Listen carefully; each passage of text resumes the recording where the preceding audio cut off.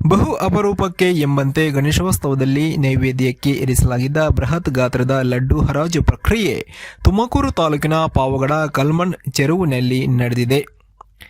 ಗಣೇಶನ ಲಡ್ಡನ್ನು ತಮ್ಮದಾಗಿಸಿಕೊಳ್ಳೋಕೆ ಬರೋಬ್ಬರಿ 32,700 ರೂಪಾಯಿಗಳಿಗೆ ಹರಾಜು ನಡೆದಿರುವುದು ಹುಬ್ಬೇರಿಸುವಂತೆ ಮಾಡಿದೆ. ಗೋಪಾಲಪ್ಪ ಎಂಬುವರು ಇದನ್ನು ಹರಾಜಿನಲ್ಲಿ ಪಡೆದುಕೊಂಡಿದ್ದು ವಿಶೇಷ ಎನಿಸಿದೆ.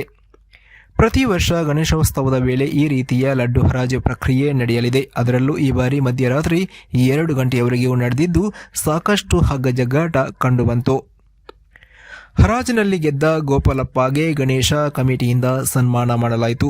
ಲಡ್ಡುವನ್ನು ಹರಾಜಿನಲ್ಲಿ ಪಡೆದ ಗೋಪಾಲಪ್ಪ ಹಾಗೂ ಅವರ ಕುಟುಂಬದವರು ಸಂಭ್ರಮಪಟ್ಟರು.